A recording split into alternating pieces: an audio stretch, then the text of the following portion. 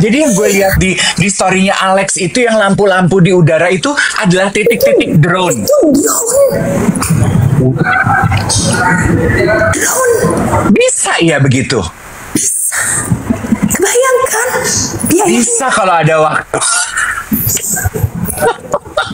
Terus ya gue lihat kan gue bersahabat, jangan bersahabat.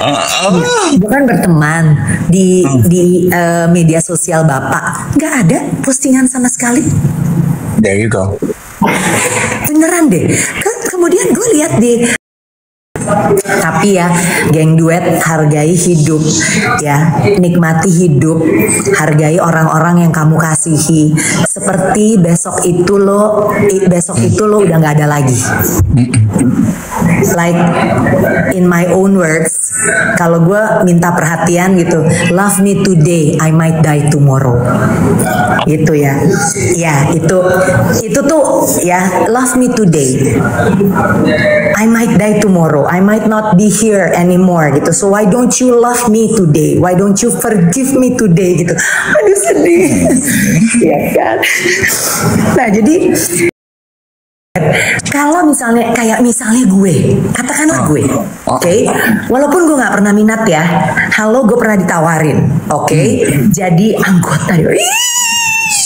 Gila banget. Oh, lo gak minat?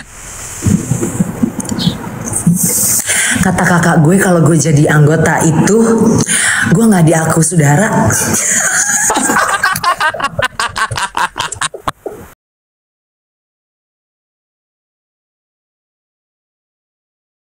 Naven, Gadis Biru, Sivia, Valen, Botak Indonesia, Dina, rindunya sama kok. Iwet sakit apa? Nah, nanti kita ceritain ya. Kemudian Yulpus, ini teman-teman pagi hari ini semua baik-baik aja kan kabarnya? Sehat-sehat kan? Ya, doaku sih semoga kita semua sehat ya. Mental dan emosi. Aku lihat sosial media pemantauan semalam tuh kayaknya Jakarta macet banget ya di mana-mana ya. Yang naik KRL, yang naik TJ, yang naik kendaraan umum, semua antri menanti kendaraan pulang tuh heboh banget karena apa yang terjadi di gedung MPR DPR kemarin ya. Hopefully semalam teman-teman bisa sampai di rumah dengan keadaan sehat, bertemu kembali keluarga, memeluk erat dan mendekap rindu anggota keluarga. Duh, benar-benar ya kondisi sekarang itu. Bentar. Denyoman, Vera, Day, Bunga, Nancy, semuanya. Hari ini katanya lagi nunggu pengumuman HRD mau work from office atau work from home. Be kind, semuanya, May Growth, Awelin, beberapa tuh suka DM aku nanya, Om Dave, aku nonton.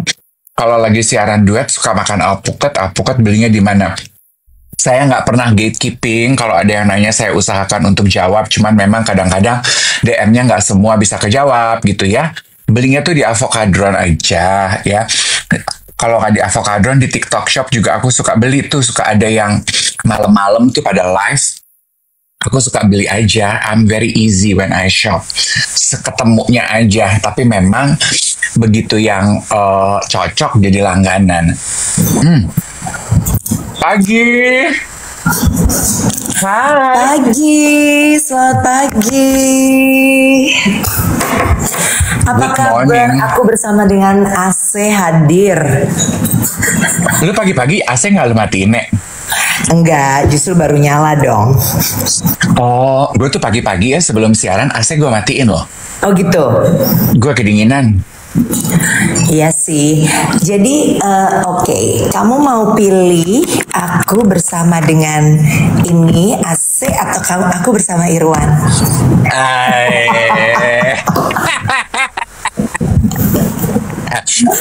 Irwan dong, biar bagaimanapun kan Irwan selalu di. Oh ya udah, jadi aku bersama Irwan ya, tuh ada di belakang. Irwan. Tapi lightingnya oke, agak kurang balance, nggak apa-apa. Oke. Jadi apa kabar semuanya? Aduh, pagi tuh katanya, pagi kabar, pagi. Kak Iwet masih sakit ya? Katanya sih demikian. Tapi he's getting better, tapi lebih baik kalau dia istirahat dulu sesaat. Oke, kesini aja dulu deh, soalnya pencahayaannya lebih oke. Cila lebih cahaya ilahi ya, Say. Ember. Dave, kamu apa kabar? Baik, kita tuh udah lama sekali loh nggak ketemu. Betul sekali, kita udah lama nggak ketemu. Terus kita terakhir ngobrol-ngobrol dengan acara-acara duet with dan lain-lain itu adalah Januari tanggal 16. Masa? Iya. Oh, maksudnya waktu lu jadi tamu duet with? Iya. Oh, tapi kan sebelum itu kita gimana? Kita kan berdua sempat pergi ketemu kan ke PS berduaan. Iya betul, cuman gue nongol begini nih, gue hadir.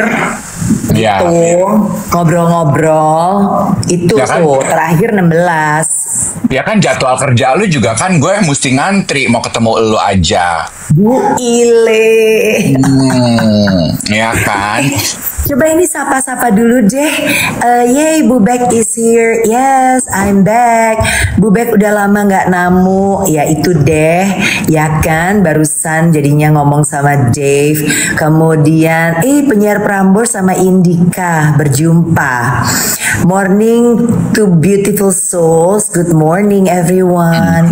Kemudian, ada Yusuf pas hari Minggu lihat Bu Bek di pagelaran Sabang Merauke. Iya, aku nonton akhirnya last minute dapet tiket, kemudian langsung siapin waktu, cus pergi ke sana. Oh, kita nggak ketemu sih? Lo nggak nonton hari Minggu? Gua hari Minggu. Ini hari apa yang dia bilang? Iya, hari Minggu. Dia bilang kita ketemu lo Minggu. Oh, lo nontonnya Sabtu kan? Iya, kalau tahu. Ya kan gue lihat di story. Oke, coba let's talk about pagelaran Sabang Merauke. Aduh, gue tuh nyimpen cerita itu untuk ngobrol sama Iwet. Jadi sebenarnya gue tuh rencananya datang ke pagelaran Sabang Merauke itu janjiannya sama Iwet, Bek. Cuman Iwet memutuskan last minute karena dia flu-nya udah semakin parah. Oke, sekarang lagi musim flu, jadi semuanya mesti hati-hati. Katanya cuacanya juga udaranya juga lagi memang nggak kondusif. Anyway, terus gue pergi tuh. Gue tuh memang pengen banget nonton pagelaran Sabang Merauke dari tahun lalu. Gue lihat postingannya Yura Yunita tuh yang dia naik sesingaan lah, dia lagi fitting naik reok kan? Naik reok, dia fitting baju di Sebastian Gunawan. Gue gini, gue pengen nonton, tapi I missed it. Tapi memang Tuhan tuh baik ya. Tahun ini gue dikasih kesempatan untuk nonton. And I'm so glad I did. Gue juga, Dave. Gue juga. Jadi itu kan yang bikin tuh I-Forte ya. Nah, jadi yang bikin tuh I-Forte. Kemudian temen gue kan kerja di I-Forte. Lo tahu Shelly Hutagalung. Oh, Shelly. Ya. Nah, Shelly Hutagalung itu mulai cerita-cerita ya teman-teman. Jadi kalau mau menyapa ya silahkan aja. Nanti kita baca lagi komentarnya. Nah, jadi si Shelly Hutagalung itu kerja di I-Forte dari 4 tahun yang lalu, Dave. Lo tau nggak si pagelaran Sabang Merauke ini sebetulnya udah dimulai dari 4 tahun lalu. Jadi ini adalah tahun yang keempat. Tahun keempat, tapi pagelaran keenam. Oh gitu. Soalnya gue menginterview si Shelly, ya maksudnya gue tanya-tanyain gitu, Shell, ini bukannya udah berjalan berapa tahun sih? 3 kayaknya ya, 4 Kak gitu. Karena setiap pagelaran gue tuh diajakin, tapi nggak pernah cocok waktunya. Oh. Itu nggak pernah cocok waktunya. Nah lama-lama jadi itu tuh dari pagelaran kecil banget Dave sampai akhirnya ya kayak kemarin itu banyak banget yang nonton dan orang tuh udah banyak yang berkesadaran bahwa ini adalah show yang tidak boleh atau pagelaran yang tidak boleh dilewatkan gitu loh. Oke. Dan gue sih kemarin sempat ngobrol dengan beberapa pas keluar gitu ya, yang menyaksikan beberapa kali sebelum ini tuh. Katanya yang semalam kita di GBK di Indonesia Arena itu versinya beda tuh. Katanya yang sebelum ini ceritanya lebih panjang. Ini tuh lebih kepada dia ngambil potongan-potongan hikayat klimaksnya aja. Ya, potongan setiap bagian kan dari Indonesia gitu ya. Iya, betul. Aduh, gue tahun depan mau nonton lagi colek-colek Shelly kali ya, kita janjian lagi, Nek. Gue juga mau nonton lagi dan gue udah kakak-kakak gue lu tahu dong Reisa, ibunya Asmara Abigail itu kan sangat berkesenian ya orangnya. Itu kayaknya ini gitu. Dia juga ngerasa kayak kok aku nggak pernah tahu ya ada pagelaran semegah dan sekeren ini gitu. Terus dia gitu, aduh Bek, masih main nggak gitu kan? Itu juga Dave, gara-gara gue tuh ngelihat gini, gue tuh jadi keinget kan, gue tuh minggu kemarin weekend itu kan gue kan banyak kerja tuh. Gila, banyak kerjanya, coba diulang. Banyak kerja tuh. Enggak, jadi gue ada wedding gue yang di Prambanan itu. Gue juga kepengen cerita loh soal itu gue lihat. Gue lihat setengah sirik ya, tapi oke, satu-satu. Coba si Sabang dulu, baru kita ke Prambanan ya. Kayaknya dia temanya ya, culture ya. Kalau udah lama nggak ketemu, kemudian kebanyakan pingin cerita gitu kan, banyak banget yang mau diiniin. Nah, jadi gue tuh sebenarnya capek banget Dave pas weekend kemarin karena hari Kamis pagi gue tuh ada pelatihan, puji Tuhan ya. Hari Kamis pagi tuh gue ada training di area Pulau Gadung, Cakung. Gue udah mikirnya gini, Pulau Gadung, Cakung. Tapi ternyata enggak. Ternyata lebih ke arah Kelapa Gading. Oke. Gedung United Tractors tuh, yang kalau dari tol sebelah itu aja udah ada ceritanya. Mestinya gue turun, aduh, kan tol tuh sangat membingungkan ya. Mestinya gue turun, ternyata gue salah jalan. Jadi gue masih di atas tol, tiba-tiba gedungnya aja gitu. Itu dia, hai gitu ya kan. Nah, jadi pagi-pagi itu, kemudian abis kelar pelatihan, gue langsung tuh ke Bandara Soekarno-Hatta. Gue terbanglah ke Jogja. Nah, sampai Jogja, gue mesti langsung ke Candi Prambanan untuk gladi resik. Pokoknya gue gladi resik sampai jam 11 malam. Baru besokannya kawinannya, dan hari Sabtu gue balik pulang ke Jakarta. Nah, capek kan tuh ya. Nah, hari Sabtu gue kumpul keluarga. Jadi gue I'm very happy lah ya. Very happy with all the activities dan lain-lain. Nah, hari Minggu waktu pas gue bangun, Shelly Hutagalung, hai Kak. Nah, gue juga hai Shell gitu. Kayak lo, happy Sunday gitu ya.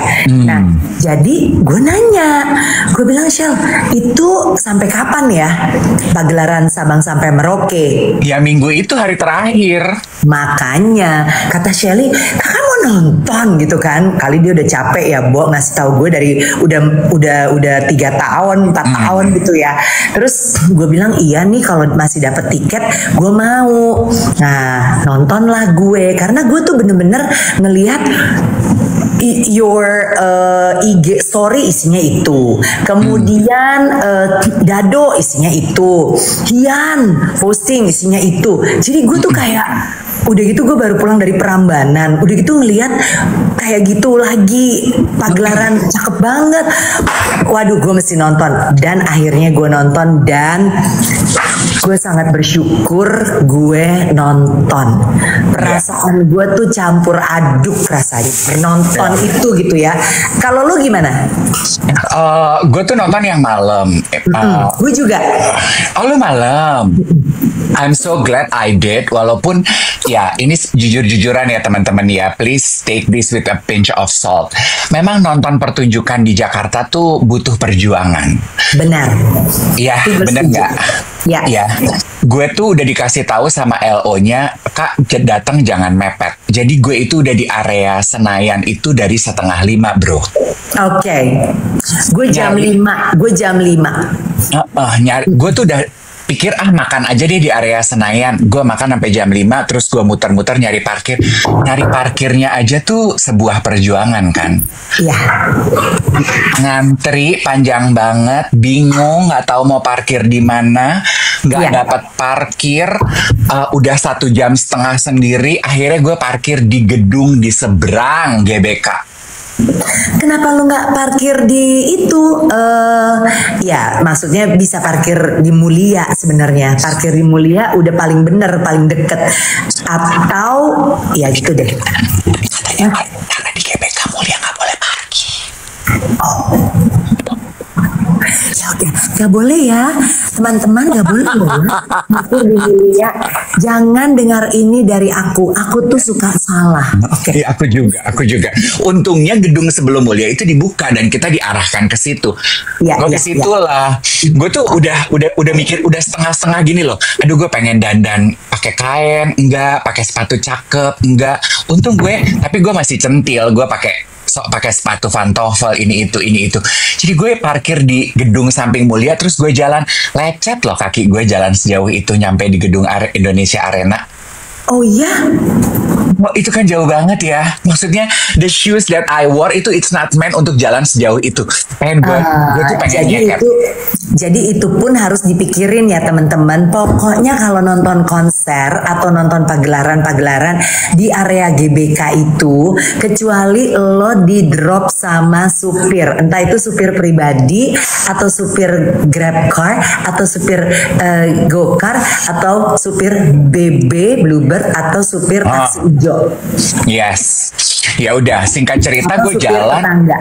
Betul.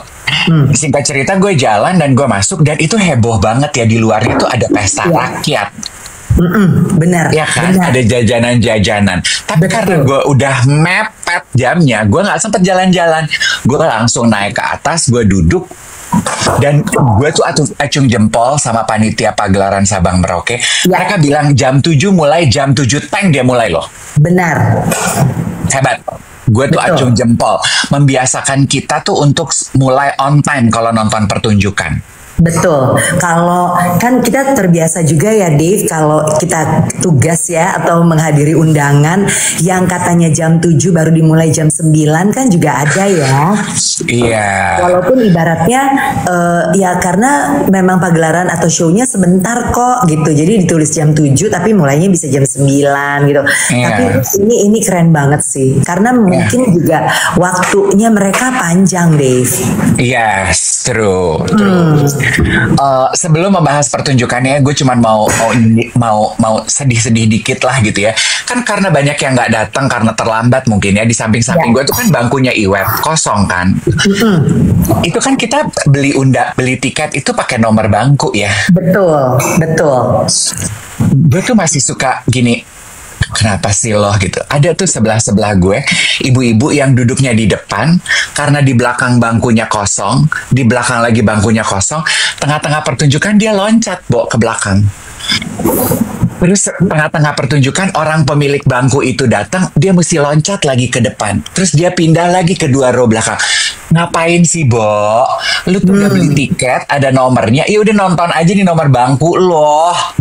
Iya. Wah, tahu nggak, lo mengganggu. Jadi kameramen yang nge-shoot mau ngambil gambar close up itu tuh keganggu. mondar-mandir orang lewat gitu. Itu tuh gue gini, duh emang orang-orang kita nih. Gue ada cerita tentang ngambil gambar. Nanti terjadi di pagelaran Sabang Merauke juga. Apa? Spill? Jadi begini, ini juga ya berarti teman-teman duet ya kan, sahabat duet tuh mesti juga belajar kalau nonton geng duet. Ya, geng duet harus belajar kalau nonton pagelaran atau nonton konser ada etikanya, ya, terutama etika ngambil gambar dengan HP loh, ya, dengan gadget loh. Maksudnya gini ya, jadi gue itu Dave, gue tuh duduk di bangku ketiga apa kedua ya, sebentar. Kalau nggak salah, bangku kedua. Jadi bangku 1, bangku 2. Nah, di depan bangku yang pertama itu ada pagar. Iya. Ya, jadi gue tuh kalau kan ada bagian bawah, terus ada bagian kayak tengah gitu, terus naik ke atas gitu kan. Nah, gue tuh yang bagian bawah pas di atasnya itu tuh yang ada pagernya. Oke. Nah, di pagar, jadi pas di depan gue di tengah-tengah gitu, itu ada pintu. Jadi pagernya tuh terbuka. Jadi bisa dibuka ditutup gitu. Gue juga duduk di situ. Oke, ya. Jadi gue itu duduk di sebelah, kalau gue gini ngadep panggung, gue tuh hampir mendekati ujung kanan panggung. Oke, ya, tempat semuanya keluarnya dari situ tuh. Maksudnya dari panggung sebelah sana mau masuk lagi ke backstage. Oke, itu gue di situ. Nah, gue sisi kiri, Deng. Ya, nah, jadi di depan gue tuh ada si pagar itu. Nah, duduklah bapak dan ibu, ya, enggak tua-tua banget, tapi juga bukan ibu-ibu muda, oke? Jadi setengah-setengah usia lah gitu ya. Nah, jadi dia duduk, gue nggak ngerti ya. Maksud gue gini, apakah lo ngambil video, jangan-jangan itu cucu lo, anak lo, gitu ya? Dari sekian banyak orang, di pagelaran yang kolosal itu, lo masih bisa mengenali dari jauh, itu dia cucu saya, itu dia anak saya gitu. Tapi maksud gue juga kali nggak seluruhnya gitu lo harus videoin kali gitu ya. Kadang-kadang gue kan ngelihat dari belakang ya Dave ya, geng duet ya. Gue ngelihat dari belakang, aduh, kadang-kadang gue ngelihat gini, ya elah bu, itu keatasan lagi ngambilnya, pengen gue turunin gitu. Nih gini nih bu. Ngambil gambarnya udah begini nih. Begini. Iya. Gue pengen, bu turunin dikit bu, nah gitu ya. Nah, jadi udah, tapi sadisnya gini Dave, dia kan di paling depan, orang kan lewat-lewat ya. Yang kayak tadi lu bilang, ada yang telat lah, ada yang ini lah, ada yang itulah, ada yang terus mau ke toilet lah, ada yang memang petugas, panitia, nganterin orang, gitu kan, ya. Nah, jadi si ibu ini gawat deh, masa, dan ada yang sopan, ada yang nggak sopan dong. Kalau yang sopan kan gini, ngelihat orang lagi ngambil gambar, terus dia nunggu, gitu kan. Tapi kok lama? Ya dong, kok ngambil gambar terus? Nah, terus nih orang misalnya gini, permisi gitu. Tahu nggak si ibu gimana? Dia gini, suruh lewat kolong. Jadi suruh lewat begitu. Gue tuh ampe. Nah, gue tuh duduk di sebelah gue Pastor Alfie. Pastor Alfie tuh udah, terus ya colek-colekan lah ya sama gue gitu ya, karena itu menjadi perhatian kita berdua gitu. Aduh, ini orang keterlaluan banget sih, ganggu gitu. Terus ya, kalau kan lo tau dong, kalau orang lewat gitu, misalnya pintunya tergerak gitu kan, bergerak gitu kan, nanti dipinggirin lagi sama dia. Jadi sambil dia pegang kamera, dia ngurusin pintu. pintunya nggak boleh ketutup, karena kalau dia ketutup dia masuk di gambarnya dia gitu ya. Mau ya naikin dikit kayak ya dari atas aja gitu atau gimana gitu, atau enggak. Tapi poinnya adalah oke, lo mau ngambil ya lo ambil aja sepotong-sepotong, atau kalau memang misalnya aduh ini berharga sekali, lo kepengen ambil the whole tarian gitu misalnya gitu ya. Ya gimana ya, maksud gue kalau gue udah kemarin gue ambil gambar beberapa untuk apa, untuk yang mengapresiasi. Kalau gue tujuannya tuh karena kan tidak ada larangan, tapi kan gue juga nggak manteng satu pagelaran gue videoin gitu loh. Jadi gue ambil gambar sepotong-sepotong, ambil video sepotong-sepotong untuk ya itu tadi ya, gue sebagai apresiasi. This is pagelaran Sabang Merauke. Untuk teman-teman yang belum pada nonton tahun depan jangan sampai ketinggalan, karena gue aja nyesel gitu ketinggalan sampai 3 tahun gitu kan, baru tahun keempat gue lihat gitu. Kalau Alfi misalnya gitu, kayak Alfi dia udah decided untuk enjoy the show without any distraction. Jadi dia benar-benar, nah terakhir aja pas yang semua keluar dia cuma ambil gambar cepret gitu, udah gitu. Nah gila sih, cuman ini ibu ya, terus kan ada satu nih dahsyat juaranya nih. Jadi si ibu ada orang lewat, pintunya automatically kayak rada ketutup, rada rapet gitu. Tahu nggak sama si ibu bener-bener diginiin Dave, sampai kayak dengan tenaga ya, didorong sampai jebret gitu, sampai mental-mental tuh pintu. Itu kan pintu besi ya nih. Didorong ya dia balik dong ngelawan. Nah kayak gitu, kata De Lazio, Becky kasih kesempatan lah Dave ngomong. Oke. Tadi lagi cerita. Sekarang, nah forcefully kata Glenda, sekarang Dave akan berbicara. Silakan Dave. Tapi itu betul, gue setuju sama lu Beck, bahwa kita tuh memang perlu belajar beretika menyaksikan pertunjukan. Gue tuh cuma mau bilang gini, kalau gue ya, I don't know about you, beda loh rasanya nonton langsung kita nggak pegang handphone sama kita ngerekam sambil menyaksikan. Beda apa enggak? Benar, beda kok. Iya kan? Dan bukankah tujuan kita nonton pertunjukan tuh kita untuk memperkaya batin kita ya? We get immersed in the experience. Lo ngapain buang duit bayar 1,5 juta, 3 juta nonton konser, tapi lo nggak menikmati bener. Kalau emang mau ngambil gambar ya sedikit-sedikit aja. Iya kan? Betul.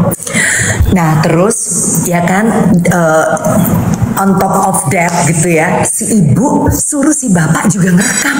Jadi berdua-duaan.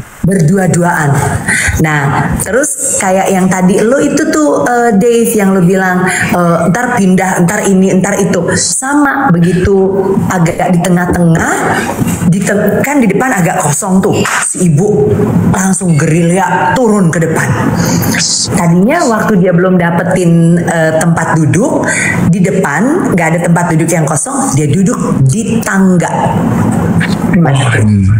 Gila ya, itu ya emang beda ya, emang belum sih kita ya, apresiasi kita terhadap ya, kita belum biasa lah untuk sedisiplin itu.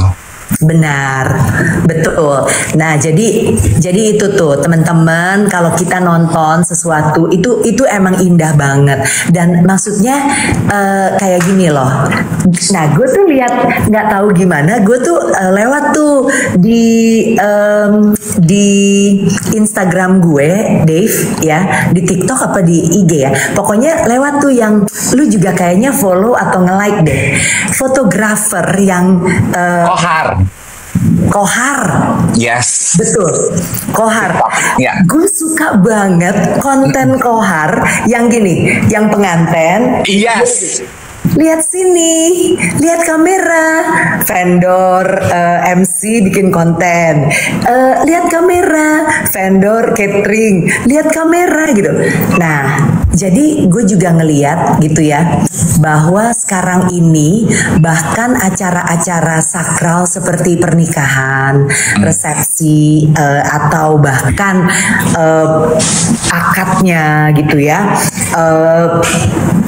itu tuh jadi terganggu oleh audiens atau undangan ya yang hadir dan sibuk juga mengambil gambar. Padahal untuk kita audiens atau keluarga yang mau ngambil gambar, gunanya apa? Kalau keluarga nih, kalau misalnya contohnya kohar wedding gitu ya, pengantin. Kalau keluarga pengen ngambil gambar ya untuk dokumentasi lah. Dia pengen mengenang kembali hari penting dalam hidupnya dia. Betul. Nah, kalau yang undangan kebanyakan untuk apa?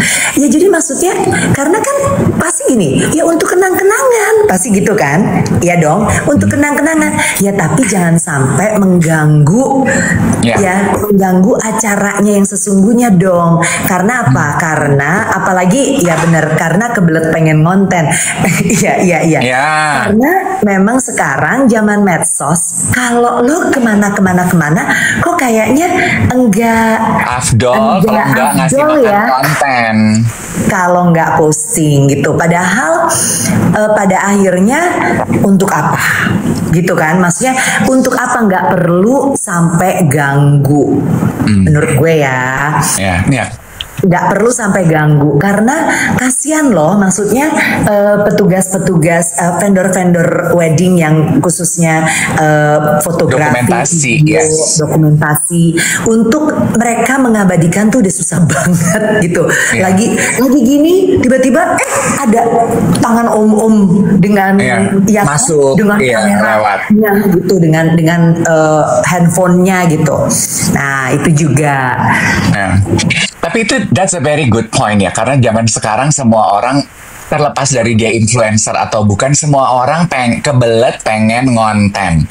Cuman kontennya Kohar tuh menurut gue very on point gitu ya, mengingatkan kita semua bahwa apalagi kalau lu acaraan wedding, yang punya tugas untuk ngambil konten itu sebetulnya adalah fotografer, videografer. Lo harus kasih kesempatan dia untuk mengerjakan tugasnya dia. Lo jangan ganggu. Dan pengantin juga capek loh. Lu donder dengan konten lo melulu. Betul. Ini ada yang bilang gini. Apa? Soalnya pejabat negaranya ngajarin sih kemarin pas pengibaran bendera pusaka. Nah, coba ya. Speaking of which, ya, ini bicara mengenai konten, etika berkonten. Pengen tahu nih, kan lo guru public speaking, guru komunikasi, lo juga sebagai temen gue tuh selalu melihat lo punya etika yang bisa dicontoh, bisa ditiru, ya kan? Lo sebagai guru. Kalau lo, coba, ini iseng-iseng aja, nggak ada beban ya. Menurut lo, kalau kita adalah pejabat negara gitu, gimana sih sebetulnya cara kita berkonten yang tetap sopan dan tapi sesuai dengan mannerism dari beban tanggung jawab pekerjaan kita, Bo? Karena ini gue mau ngasih konteks sedikit ya. Kan belakangan itu kita sebagai rakyat tuh banyak emosi ya, Nek. Kita tuh banyak sebel gitu dengan kok bisa sih lu pejabat tapi nggak bisa ngomong, kok bisa sih rakyat lagi susah lu joget-joget, lu kan lagi rapat ngapain lu nyanyi, lu kan nggak, aduh off tune banget bro, aduh harusnya reaksinya nggak gitu kayak jadi sebenarnya gegar budaya terhadap sosmed itu tidak hanya terjadi kepada kita bapak ibu yang nonton konser, kita hamba konten, tapi juga kepada para pejabat negara. Nah, specifically mengenai pejabat negara, what's your opinion? Kalau menurut gue ya, geng duet, Dave, jadi gini, kalau lo udah mengambil peran tertentu mau pejabat negara kek, mau apa kek, menjadi pemimpin perusahaan atau apapun lah ya. Kan setiap manusia itu kita hidup kan banyak perannya ya, benar. Nah, kalau lo udah mengambil peran tertentu, apalagi peran ini akan sangat diperhatikan di ranah publik. Artinya peran itu selalu diikuti oleh tanggung jawab. Makanya kan always role and responsibility. Apa gitu, peran dan tanggung jawabnya apa. Nah, sebagai pejabat negara secara khususnya, nah lu udah ngambil peran nih, lu jadi pejabat negara, oke? Apapun tujuannya, orang taunya kalau lu udah jadi kalau lu udah jadi pejabat negara, artinya lu bekerja untuk negara, memberikan kontribusi yang baik, memajukan suatu negara. Apalagi kalau lu udah ada embel-embel, lu adalah wakil rakyat, artinya lu memang mewakili kepentingan rakyat, bener ya? Nah, tanggung jawab lu itu apa? Gitu, oke? Nah, jadi ayolah, apapun peran lo harus bikin diri lo itu layak. Ngerti nggak? Maksud gue gini ya, geng duet. Kalau misalnya kayak misalnya gue, katakanlah gue, oke? Walaupun gue nggak pernah minat ya, halo gue pernah ditawarin, oke? Jadi anggota. Gila banget. Oh, lo nggak minat? Kata kakak gue kalau gue jadi anggota itu, gue nggak diaku saudara. Awas loh, katanya gitu. Saking banyak banget ya kata teman-teman kita ya kan, yang artis gitu kan, kayaknya memang menyasar ke sana. Nggak salah teman-teman, nggak salah geng duet gitu ya. Itu hak orang gitu ya. Dan ada juga temen kita yang udah jadi wakil rakyat, kayaknya udah 2 periode, nggak tahu periode yang sekarang tuh, saking dia tuh kayaknya dia kerjanya bener gitu, sampai nggak pernah kedengeran. Karena sibuk kerja, ada gitu. Gue juga pernah, nggak usah sebut ya, gue pernah ngomong gitu ya, kok lo bisa sih gitu. Terus dia bilang, pokoknya asal kerja aja yang bener. Sebenarnya tuh lo bisa berkontribusi and you will enjoy. Sampai dia bilang gini, orang kayak lo sih bakalan seneng banget Bek sebenarnya kalau ngejalaninnya bener. Terus gue bilang, tapi susah kan untuk ngerjain sesuatu dengan benar di tengah orang-orang yang nggak bener.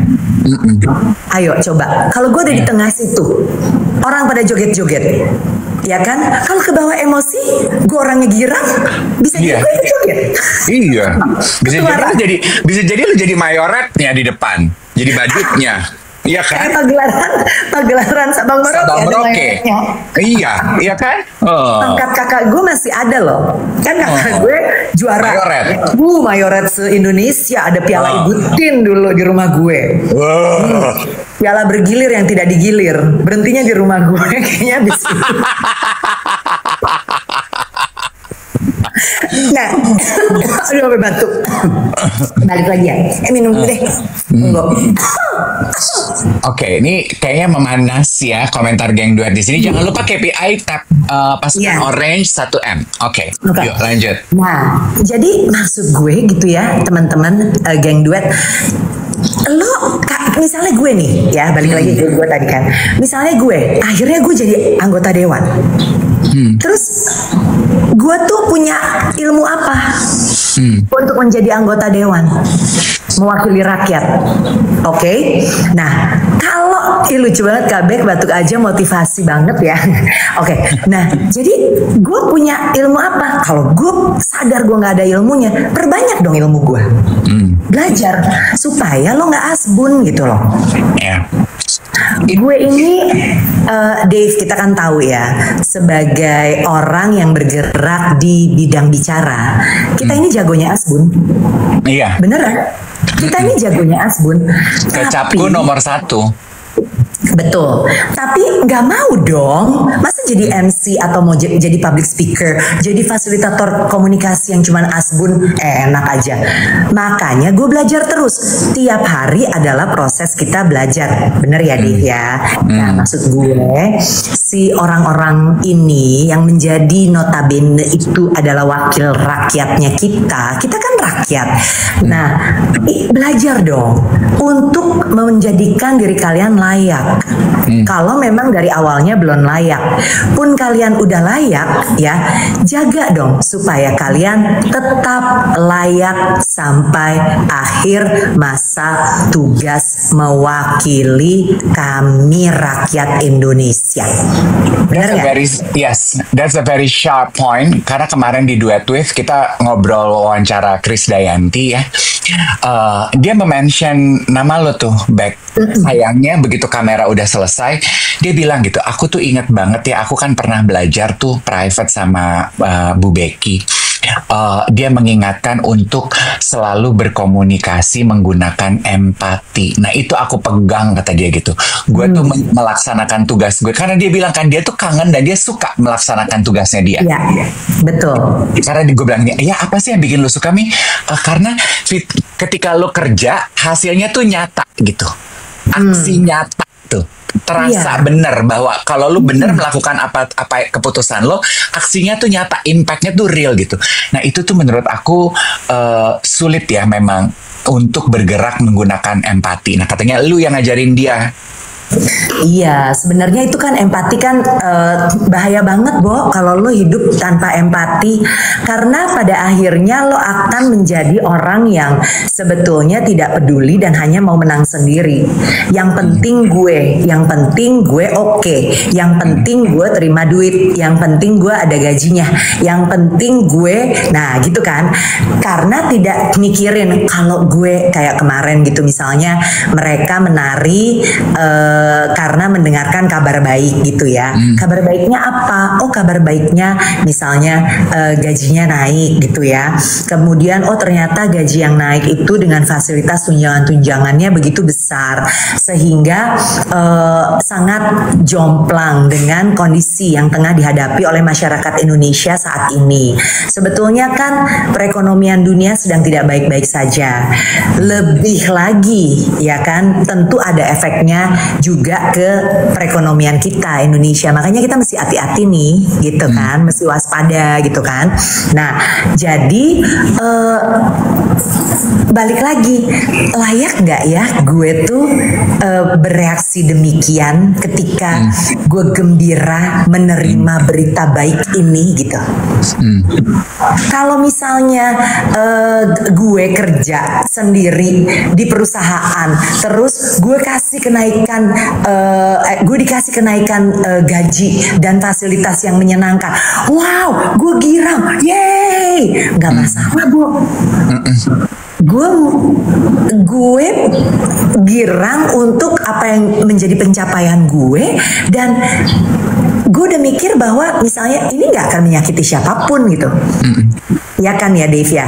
Tetapi kalau kayak mereka, kita lagi susah-susahnya, pajak semuanya dipajakin, bahkan suara burung berkicau kalau kita putar di restoran-restoran kita dipajak misalnya gitu ya.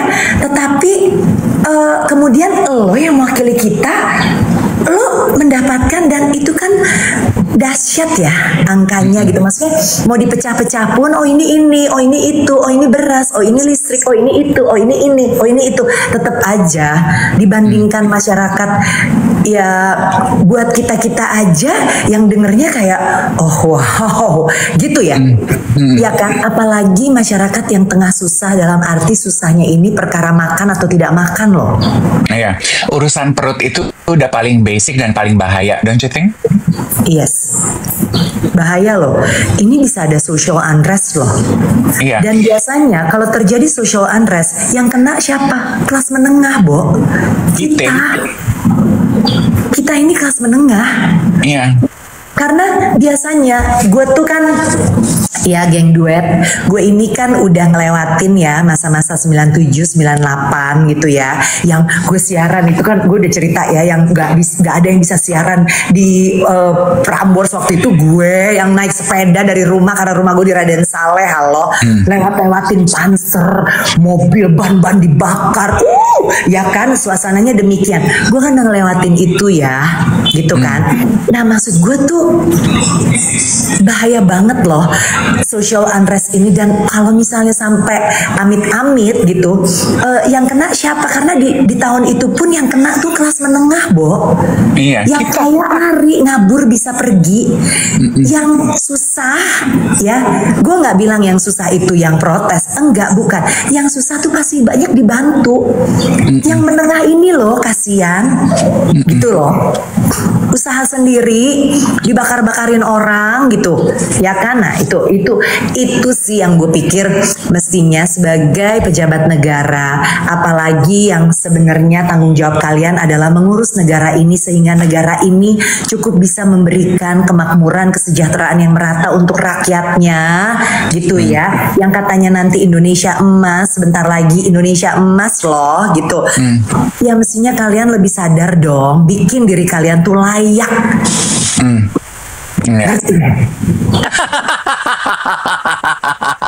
Tapi ya, that's a very good point ya. Empati, mengembalikan itu kepada diri kita ya. Kita kan kalau di duet kan nggak pengen cuman nunjuk aja, tapi kan nunjuk juga ini jari semua ke diri kita ya. Nunjuk, lu ya, ini minimal 3 nih ngarah ke gue jari. Iya, benar ke kita. Gue aja ya, gue tuh acung jempol ke teman-teman gue ya. Maksudnya gue setuju apa kata lo, yang terimbas itu ekonomi menengah. Teman-teman gue beberapa tuh ekonomi atas. Nah, ekonomi atas nggak terefek nih dengan keadaan situasi ekonomi seperti sekarang ini.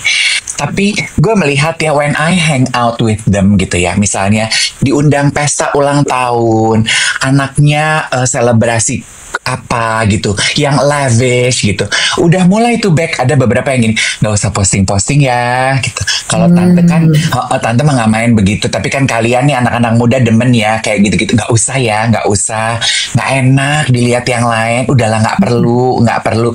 Gue acung jempol loh. Nah ini hebat nih, ini yang namanya dapat bijak berempati menggunakan sosial media. Lo mau flexing tujuannya apa, Bo? Iya. Orang udah enak. Iya betul. Nah jadi Dave, kembali lagi, kita kan suka nyasar ya. Kembali lagi kepada kalau lo jadi pejabat, menurut lo seperti apa seharusnya sosial media sosial isinya gitu ya. Ya apa yang bisa lo masukin situ? Bisa saja apa yang menjadi passion lo. Ada sosialisasi barangkali, ada edukasi, betul ya. Kalaupun ada hiburan, barangkali hiburan yang tidak terlalu slapstick, yang tidak mendiskreditkan pihak-pihak tertentu, ya, tidak mentertawakan orang lain gitu, ya. Bedain dong waktu lo berperan sebagai pejabat negara dengan waktu lo berperan sebagai pelawak misalnya. Gitu loh, ya kan? Atau kalau memang lo adalah pelawak yang selalu punya celetukan-celetukan yang fun, yang seger gitu. Ya udah, tapi tunjukin juga kelas dari isi otak lo gitu. Nggak cuman, makanya gue bilang kalaupun mau sesuatu jangan yang slapstick dong gitu. Jadi personal branding juga tuh mesti diperhatiin gitu di saat lo menduduki posisi tertentu, gitu loh. Nah, lo nggak bisa ngomong, belajar ngomong. Lo nggak bisa confident di hadapan begitu banyak orang. Lo tremor, lo jadi nggak bisa menyampaikan apa yang udah lo siapin. Ya lo belajar dong mengatasi ketremoran lo misalnya. Ya, kalau lo nggak bisa, nah makanya waktu lo merasa tidak berempati, oh gue kok salah ya? Kenapa ya? Oh, kata orang gue nggak berempati. Ya belajar dong, evaluasi dong diri lo, gitu. Nah, sama gini, tim pendukungnya gitu loh, Dave. Kayak lo kan punya tim nih, ya. Kalau lo udah di posisi tersebut, gitu, kan pasti lo ada nih, ya sekretaris udah pasti ada, ya kan. Tim, ya apalah yang bagian, ya minimal ada 3 kali nih ya tim lo gitu ya. Atau ada mungkin tim medsos. Ya udah, lo pilih dong tim medsos yang bisa memberikan lo saran yang lebih baik gitu. Oke, jadi empati itu bisa diasah? Bisa. Oke. Asal mau. Asal mau. Ya, semuanya itu bisa, Dave. Yang duet semuanya bisa, asal lo mau. Kalau lo bilang nggak bisa, berarti lo nggak mau. Aduh, I so agree. Yang tidak mungkin itu hanya menelan kepala sendiri. Gue waktu itu dikasih siapa ya itu? Kayaknya waktu belajar meditasi deh. Yang nggak mampu tuh hanya menelan kepala sendiri. Coba lu pikirin, lu mau menelan kepala lu sendiri nggak mungkin. Nah itu impossible. The rest is possible. Ini ada yang komentar nih, Dave. Nah ini menurut gue juga katanya kalau psikopat nggak bisa. Nah, ya kan? Kalau lu udah belajar nggak bisa juga. Nah, berarti lu psikopat. Kalau lu udah belajar dan ternyata macet ilmunya, mungkin di jalanan ada psikomo. Ya, bukan psikopat. Gitu. Oke. Tapi kalau lu sendiri coba ya, kan lu profesional. Kan tadi lu bilang bahwa kita dalam hidup itu punya banyak peran memang. Ada kayak lo lah begitu, kita berkaca dari lo. Peran sebagai ibu, peran sebagai istri, peran sebagai tenaga profesional. Pengen ini masih ngomongin mengenai sosial media gitu. Lu mengisi sosial media lu tuh dengan apa sih dan untuk apa coba? Tadi kan kita membahas itu ya. Ya, nah terus terang ya Gen Duet, sebetulnya media sosial gue, IG deh ya, IG ya, medsos gue tuh tidak terlalu, kalau gue boleh menilai diri gue sendiri, medsos gue itu sebenarnya tidak terlalu efektif, belum efektif, belum seefektif itu untuk gue pakai menyampaikan ya sesuatu. Tapi oke, berarti pertanyaannya Bubek pengen efektifkan seperti apa gitu ya. Nah sebetulnya gue tuh kepingin Dave untuk ngisi lebih banyak tentang aktivitas gue. Nah teman-teman, kenapa kayak gue, kayak Dave gitu ya, ngisi, dan teman-teman juga boleh mengisi media sosial dengan aktivitas, bukan mau pamer kesibukan. Benar ya, bukan mau ngasih tunjuk, waduh sibuk banget loh gue gitu. Dari satu tempat ke tempat lain. Banyak banget loh kerjaan akikuk gitu ya.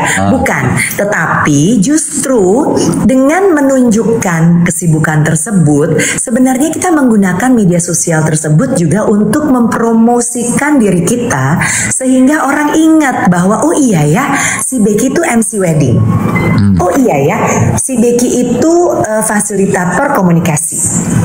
Oh, trainer ya. Oh, kasih training ke perusahaan ya. Oh iya, ya udah kapan-kapan kalau nanti perusahaan kita perlu, cari aja Becky Tumeu. Ya kan ya. Perlu MC wedding. Oh ingat waktu itu Ibu Becky, si Bubek juga posting lagi MC wedding. Dave tuh ya, dia MC wedding tuh turun naik panggung. Nah, jadi kalau lo perlu dan lo suka gitu dengan kita, lo bisa lo kontak gitu. Nah itu satu. Jadi gue ingin media sosial gue juga menyampaikan bahwa oh ya gue tuh masih kerja loh. Tuh, oke. Nah di sini kalau gue mau misalnya, oh gue mau masukin nih misalnya tips-tips komunikasi, karena kan gue fasilitator. Nah gue juga mau menyampaikan itu, sangat layak dan sepantasnya. Nah selain itu, gue memang orangnya dekat dengan keluarga dan teman, and I remember my hashtag, I celebrate life, every moment in my life. Jadi apa aja aspek-aspek penting di dalam hidup gue gitu kan, yang pasti keluarga. Lo kan tahu ya Dave, gue kan keluarga gue si Tumewu itu kan ya. Besar. Keluarga inti Maynard Tumewu kalau kumpul ada yang ketinggalan, wah rasanya FOMO banget gitu kan. Nah jadi momen-momen kebersamaan gue kadang gue posting karena gue very happy gitu ya, being there. Nah itu mungkin sharing happiness gitu. Dan gue juga kadang gue tuh kalau untuk gue media sosial gue itu seperti album kenangan gitu loh Dave. Okay, you can look back. Ternyata waktu itu dulu gue pergi sama si ini begini ya. Waktu itu gue kerjanya gini. The point of my question adalah gini. Being who you are gitu ya, yang sadar peran lo apa, fungsi sosial media lo apa, dan lo juga guru komunikasi. Lo mengkurasi nggak sih atau ngatur nggak sih cara lo ngomong atau berkomentar di sosial media? Pernah nggak ngatur? Jadi sebelum posting atau sebelum ngomong, ini kayaknya jangan komentar gini deh, atau ini komentarnya kebablasan jangan diposting deh. Ada dong momen-momen itu. Biasanya Dave, waktu gue mau ngomong atau gue mau nulis, ya, gue mau ngomong atau gue nulis, gue baca lagi ulang-ulang atau gue persiapkan apa yang mau gue ngomong. Kalau memang udah kebablasan ngomong, sebelum gue posting, benar, gue tuh jarang sekali untuk posting segala sesuatunya tuh live. Nah, jadi biasanya memang gue perhatiin lagi. Koreksi, ada yang perlu dikoreksi. Oke. Editing itu perlu. Tapi pernah nggak lo udah posting terus lo nyesel dengan apa yang lo ucapkan? Enggak. Karena kalau jawabannya iya, gue mau bilang gini, kalau lo salah berekspresi, salah ucap, apa yang akan lo lakukan? Itu sebenarnya. Tapi ternyata lo nggak pernah, which is good. Enggak. Nah, tapi kalau memang ada, kayak misalnya gini, poin yang gue sampaikan, terus orang banyak salah tangkep gitu. Ya udah, kita bisa jelasin. Oke. Misalnya lu bilang gitu, lu aduh ternyata meruyak ke Plaza Indonesia jauh ya gitu, ternyata padahal deket gitu, orang udah tersinggung, orang meruyak sakit hati gitu, ternyata nggak tepat nih omongannya Becky mengenai meruyak Plaza Indonesia. Apa yang akan lo lakukan? Gue akan mengatakan, aduh ternyata teman-teman kemarin yang udah dengerin saya ngomong gini gitu ya, dan juga memberikan reaksi terhadap apa yang saya sampaikan. Oke. Pertama-tama saya minta maaf ya kalau apa yang saya sampaikan itu jadi sumber keresahan untuk kalian dan akhirnya kalian memberikan komentar-komentar yang demikian. Tetapi apa yang saya maksud adalah misalnya. Kalau memang kemarin pilihan kata saya kurang baik, kurang bijaksana, izinkan saya ya untuk mengkoreksi gitu. Boleh kok ini dibikin template boleh. Kayaknya banyak yang lagi perlu nih. Gue kasih teaser ya. Kalau mau lebih silakan kontak saya. Saya bisa kok memberikan pendampingan privat. Mbak, ada yang nagih, kapan cerita Prambanan, jangan sampai lupa. Oke. Nah, jadi gue lihat lo nangis di atas panggung sama pengantin lo. Emang itu momen apa? Jadi begini, Dave, geng duet. Jadi ini ada sejarahnya gue dengan klien yang ini, Dave. Oke, betul. Jadi kalau buat gue ya, Dave ya, lo pasti juga ngerasain ya. Gue tuh seneng banget menjadi MC wedding karena it is very emotional and very personal, I think. Ya. Bener ya, betul ya. Jadi teman-teman, kalau kita jadi MC wedding, kenapa gue bertahan juga di dunia perweddingan ini? Karena gue tuh bener-bener apa ya, bukan main hati ya, tapi gue betul-betul menghargai klien gue dan gue menempatkan diri gue, kadang kelewatan ya, sebagai keluarga. Apalagi yang kayak Raya, gue udah merasa gitu kayak masukin aku ke kakaknya, masukin aku ke kartu keluarga. Siapa tahu kan, ya. Dapat warisan ya, Beb. Iya, nah jadi klien gue yang ini, Dave, klien gue yang ini tuh 3 tahun lalu menikahkan anak mereka yang pertama. Oke. Nah, klien gue ini namanya Pak Erwin dan Ibu Dewi. Oke. Anaknya 2, yang satu laki-laki yang tua, yang kedua ini perempuan namanya Lintang. Nah, si yang pertama ini menikah 3 tahun yang lalu dengan orang Jepang, Dave. Istrinya orang Jepang. Nah, yang sekarang ini menikah dengan suami si Lintang itu orang Itali. Oke. Nah, dari pertama gue tuh ketemu sama Pak Irwan dan Ibu Dewi ini, gue tuh mendapatkan kesan dan memang benar mereka ini orang yang sangat artistik, Dave. Lo tahu pesta yang diselenggarakan tuh selalu unik, gitu. Makanya gue inget terus. Jadi yang waktu itu ya, yang gue suka banget ya, Dave, ya, nggak apa-apa ya teman-teman, ini rada panjang. Yang waktu itu gue suka banget, yang nempel di kepala gue adalah waktu itu Pak Erwin sama Ibu Dewi itu bikin buku, untuk gift ke anaknya nih. Gift pernikahan dipresentasikan di saat acara. Jadi dia bikin buku, tahu nggak deh? Bukunya tuh isinya foto-foto dari anak-anak ini kecil dan foto-foto dari barang-barang yang mereka punya. Jadi kayak bak mandi anaknya, bebek-bebekan anaknya, itu masih mereka simpan. This couple itu tuh ada that kind of people gitu, yang sangat menghargai. Nah, cocok kan sama gue? Iya. Ya, sangat menghargai momen. Terus difoto secara mereka pakai professional photographer terkenal, tapi gue lupa namanya siapa, untuk memotret dan menjadikan itu buku. Nah, this is the point. Setengah buku di depan itu mereka tulis tangan ya, mengisi dengan cerita tentang masa kecil anak ini, how precious he is for them, the parents, kenangan-kenangan dan lain-lain gitu. Nah, sampai di satu momen buku itu ke belakang hanya gambar dan kosong ya. Kemudian waktu bapaknya kasih ya, misalnya katakanlah pengantinnya namanya David.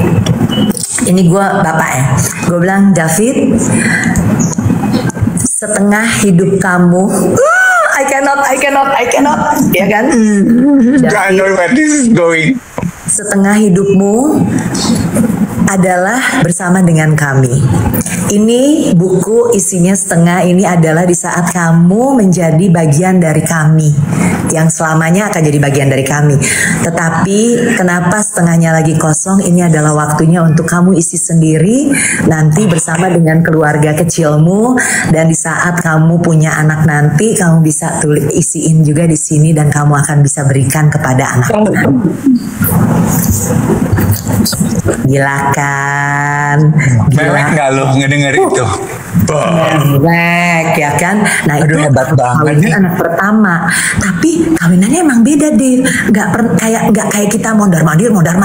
MC tuh mondar-mandir, enggak, dia bikin bener-bener kayak cerita. Jadi pagelaran. Nah, waktu itu dia bikinin film tentang kisah cinta anaknya. Nah, yang ini anaknya cuman bilang, ini anaknya si Lintang, dia nggak tahu deh kalau pestanya akan seperti apa. Kemudian, dia cuman bilang, Mama, Papa, kalau bisa aku tuh kepengen deh pestanya di Prambanan. Kemudian aku cuman pengen pokoknya MC-nya Kak Becky, kayak waktu itu di kawinan gitu. Nah, udah, the rest bapak ibunya berkreasi lagi. Nah, yang paling jadi pengisi acaranya pun semua punya ada sejarahnya deh.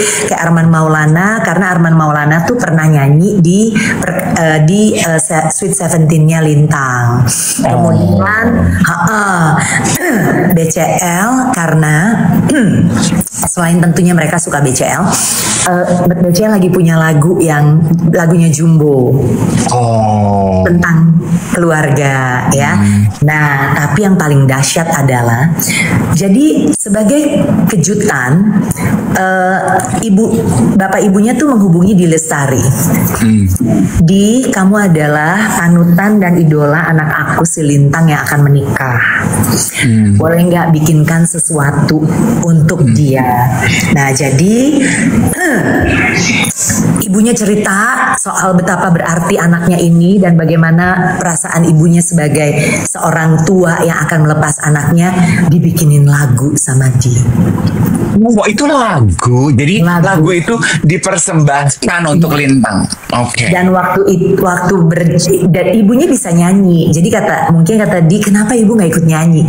Jadi kata-katanya Dave, kata-katanya yang gue inget banget karena gue juga seorang ibu ya. Jadi waktu gladi resik itu aja gue nangkung aja. Ya, gue denger lagu itu dia bilang pokoknya engkau hadir dari aku, engkau ada dariku, tapi kau bukan milikku. Hanya sementara, tapi sementara bagimu, selamanya untukku.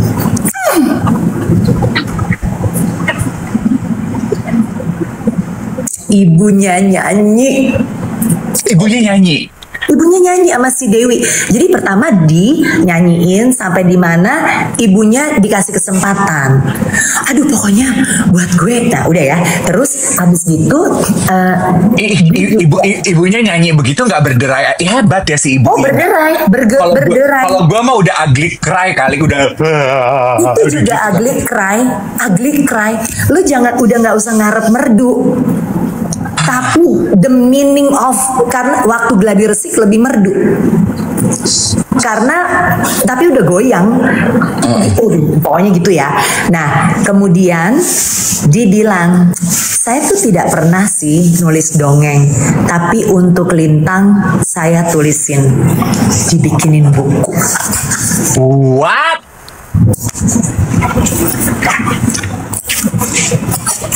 Dibikinin buku, dan buku ini diberikan sebagai gift untuk para tamu.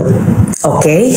Nah, Dave, tapi yang menurut aku the most meaningful of this couple, bapak ibu ini, ya kalau kayak gitu kan nggak mungkin misna ya Nek. Ya kan. Nah, tetapi tahu nggak, undangannya tidak berubah, 300. Tidak ada pejabat, semuanya keluarga dan sahabat dekat. Jadi sebetulnya dua event ini baik 3 tahun lalu sampai sekarang itu adalah sebenarnya memperkenalkan mantu kepada keluarga, baik dari keluarga Ibu Dewi dan juga keluarga Pak Erwin. Dan gue tuh bisa ngelihat bahwa mereka datang dari 2 keluarga besar yang hangat gitu loh. Kalau nggak salah Ibu Dewi itu 8 bersaudara, Pak Erwin tuh 7 bersaudara gitu. Jadi Pak De Budenya tuh malam itu tuh 300 adalah Pak De Bude sepupu, dan ada orang-orang dari kantor perusahaan Bapak gitu. Bapak bekerja di bidang pelayaran. Oke. Tidak ada tuh ibaratnya pejabat otoritas ini itu pabean apa, enggak ada. Gak ada sama sekali. Jadi juga kayak everything, jadi datang hanya untuk bersuka cita karena ini berkat besar, kita mempersatukan 2 keluarga, ketambahan nih keluarga Itali, dan semua lagu-lagu yang dibawain itu kan layar gede banget ya, layar kiri kanan itu ada terjemahan bahasa Italinya. Wah, dan Lintang adalah anak terakhir di keluarga. Anak terakhir. Padahal gue baru mau ngeceng. Pesta berikutnya lo colek ajak gue kayak nge-MC. Heran. Gretna deh, yang penting masuk kakak. Aduh, tapi itu gila sih. Maksud gue, aduh gue kayak gini nih gue seneng banget Dave. Maksudnya lu tau lah gitu. Bukan yang maaf, bukan yang pernikahan yang hanya untuk taking the opportunity to take pictures VVIP people gitu. Nah, terus kayak 300-300-nya itu motret. Iya, maksudnya dibagi, tapi motret. Lu bayangin ya, Bob, konser udah kayak nonton konser Erwin Gutawa dengan bintang tamu Cakrakran.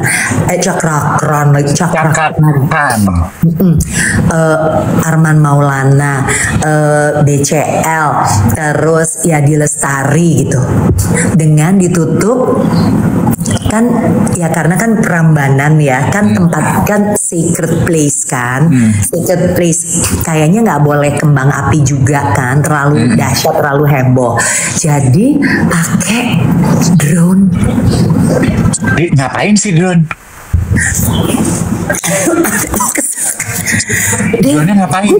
Gue gini, kita tunggu drone ya Kak Becky, kita tunggu drone. Kak Becky, ini kata-kata yang ini tuh harus 1,5 menit. Soalnya memberikan waktu drone-nya untuk membentuk. Gue pikir 1,5 menit supaya drone ada di atas mau ngambil gambar. Dave, drone itu lampu. Drone yang masing-masing bawa lampu. Jadi drone-nya banyak gitu. Terus dia bikin konfigurasi gitu. Iya. Get out of here. Jadi yang gue lihat di story-nya Alex itu, yang lampu-lampu di udara itu adalah titik-titik drone. Itu drone. Bisa ya begitu? Bisa. Kebayangkan? Bisa kalau ada waktu. Terus ya gue lihat kan, gue bersahabat, jangan bersahabat. Gue kan berteman di media sosial Bapak, nggak ada postingan sama sekali. There you go. Beneran deh. Kan kemudian gue lihat di weddingnya bukan wedding, IG-nya Lintang gitu, nggak ada. Bener-bener dia orang art, Dave. Dia tuh emang udah domisilinya kayak di Itali. Dia orang art gitu. Jadi cuman ngomongin kerjaan, terus ternyata mereka sudah menikah di Itali bulan Desember. Very simple. Itu gue dengar katanya waktu nikah di Itali memang kayaknya artsy ya couple ini. Waktu nikah di Itali bajunya Rick Owen. Iya.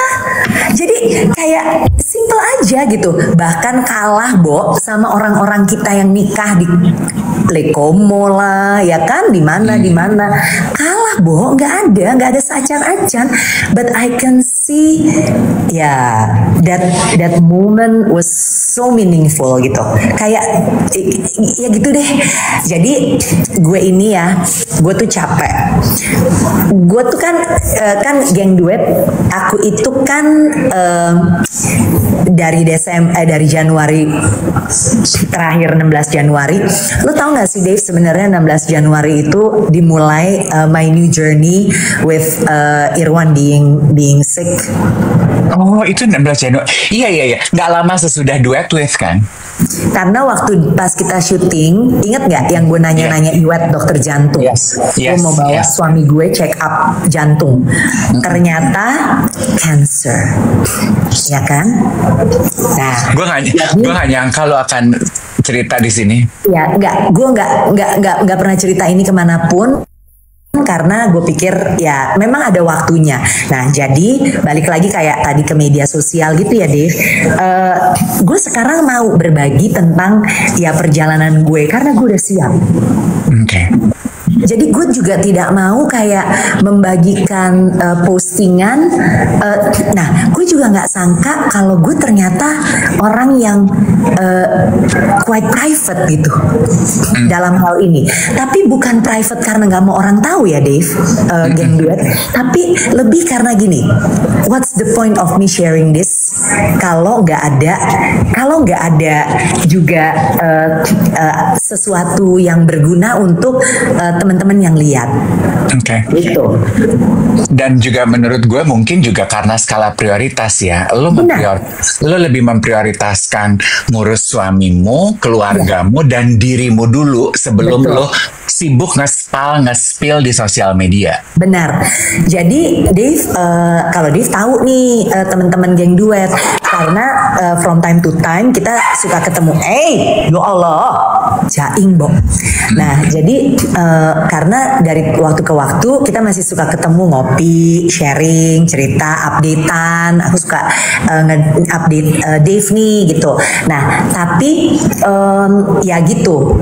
Jadi emang God's timing is superb ya. Dari waktu kemarin yang Januari sampai kemarin-kemarin ini, bulan-bulan Juni Juli, kerjaan gue kan sepi banget, Dave. We all. Kan? Nah, kerjaan gue sepi banget. Tapi sekarang gue mengerti, dan gue kan nggak pernah mempertanyakan, aduh kenapa sih kok kerjaan gue sepi banget? Enggak. Jadi gue mengerti kenapa, supaya gue fokus dan gue nggak puyeng-puyeng. Gue bener-bener bisa jaga Irwan dengan baik.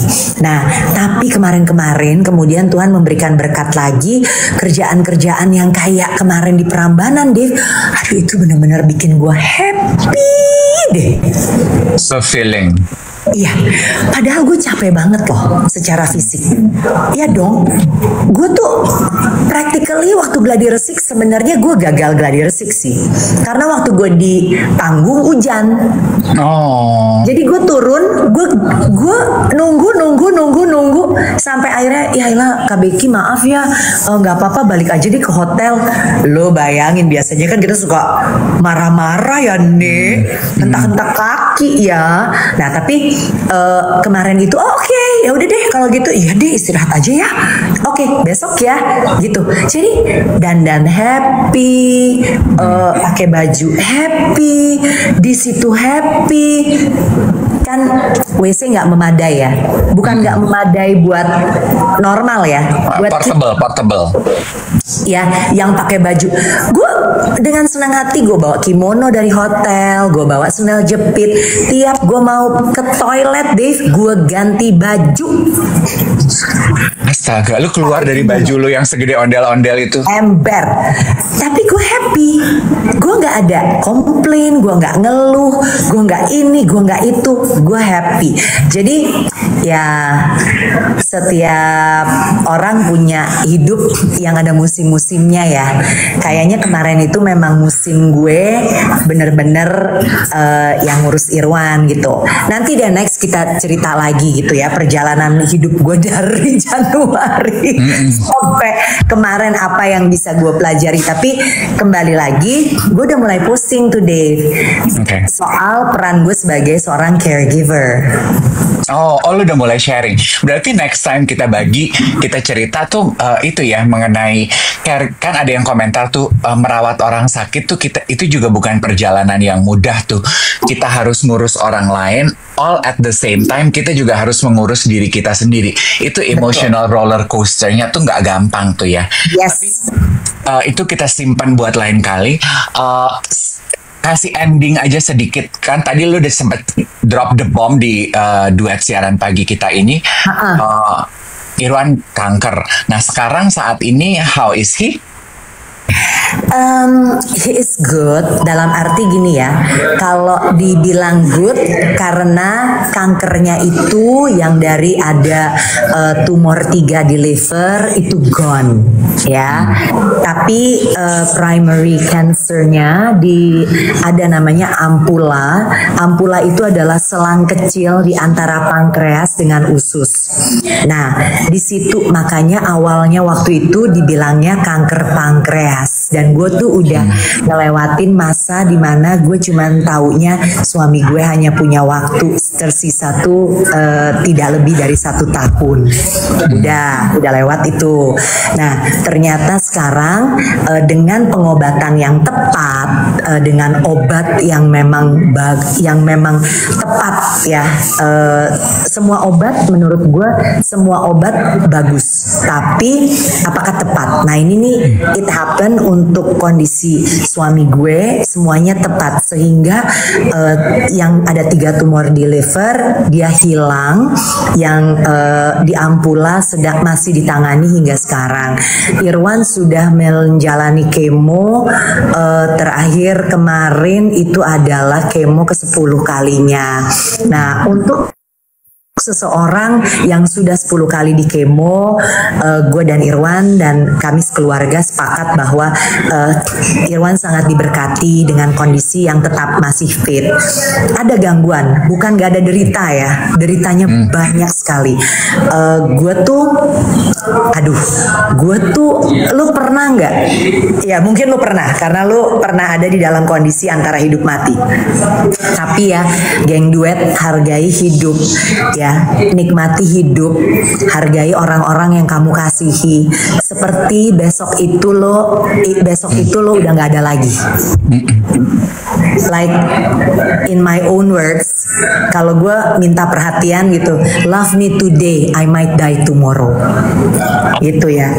Ya itu tuh ya, love me today, I might die tomorrow, I might not be here anymore gitu. So why don't you love me today? Why don't you forgive me today gitu. Aduh sedih. Ya kan. Nah jadi maksudnya tuh hidup tuh sebegitu berartinya gitu. Nah jadi balik lagi ya ke kondisi Irwan. Nah sekarang dia tuh sebenarnya baik, tapi memang kemo itu memberikan efek yang luar biasa. Kayak sekarang tuh tangan-tangannya tuh sakit. No fingerprint anymore loh deh. Halus. Karena obat. Benar. Dulu bisik-bisik orangnya di atas. Oh, jadi mungkin komedi sedikit. Udah nggak ada fingerprints, berarti dia kalau diajak perampokan bank, lolos tuh. Benar, bisa buka pintu nggak ketahuan. Nah, jadi asal mukanya jangan berubah. Kalau nggak susah lewat imigrasi. Ya kan? Apalagi lewat online imigrasi itu, makanya mukanya jangan berubah. Nah, jadi terus kaki. Nah, tangan kan udah dan banyak hitam gitu ya. Jadi ada luka-luka kecil gitu. Jadi harus benar-benar dirawat. Nah, yang sakit juga kaki, karena kakinya tuh juga sakit gitu kan, karena ada obat-obatan kemo yang menyerangnya saraf. Jadi, nah sekarang tuh yang perlu dijaga juga adalah asupannya, terus ya sukacitanya, karena this is about apa ya, mind over body. Gitu. Ya, itulah tutupannya mind over body ya, teman-teman yang dengar. Ini extended version. Biasanya kita duet siaran cuma sampai jam 8, tapi karena rindu ya.